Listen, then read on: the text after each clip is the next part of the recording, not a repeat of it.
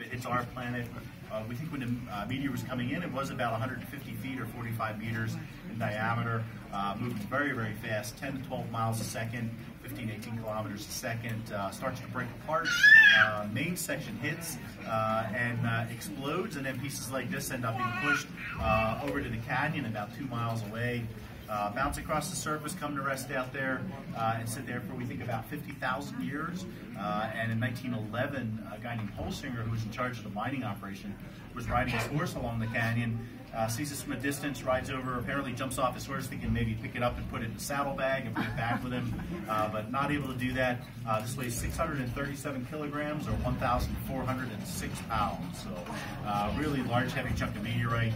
92% iron, 7% nickel, 1% trace elements, 80 different trace elements, has a little bit of cobalt, gold, platinum, iridium, diamonds, just a whole list of stuff in there.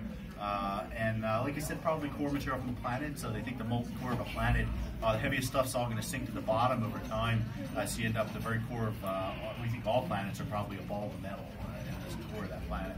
But they eventually bring it up here with a wagon and a mule, put it in the corner of a mining building, and then bring it up here in 1951 with a crane, and they put it in front of the building behind me here, right up against the wall of the building, and it sat down a little bit lower up against the wall, and they couldn't actually stop people from sitting on the meteorite, and they didn't really want people to sit on their $1 million meteorite, so they move it out here and put it on a pedestal, and then right away they had to build a wooden box around the pedestal because people could get under the one side and topple it off the pedestal. So obviously we didn't want something the weight of a Volkswagen landing on somebody's foot, so now it's nice and safe today, and we invite people to touch it, but please don't try to pick it up or push it around.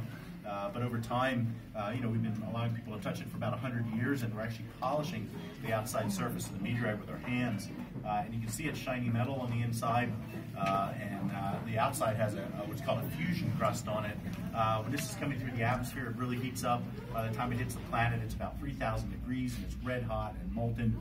The little bits around the side here, you can see where there's holes in it from the softer materials kind of boiling out of it. These are called ablations.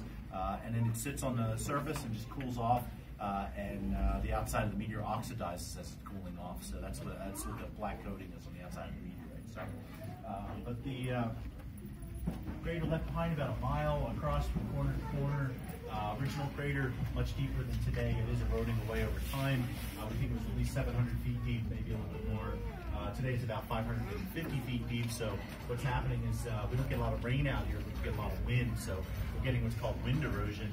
Dirt and debris is blowing across the desert and collecting in the crater, and the rim of the crater is slowly coming down, the bottom slowly coming up. So it might eventually fill in, but it's probably going to take millions of years. It's only filling in today about 1/8 of an inch or 2 millimeters a year. So.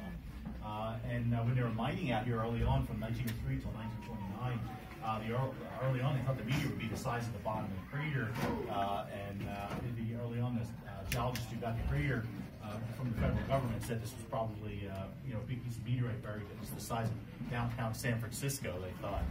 But in fact today we know no more than 150 feet, because 20 to 45 meters actually made it pretty small, but it hits the planet, blows up, breaks the crater just a couple seconds, but the meteor is mostly vaporized. So. But the land is still owned by the Barringer family today. That's the descendants of the guy who originally had the mining claim, and then he bought the land as well. So the Barringer family owns about a square mile.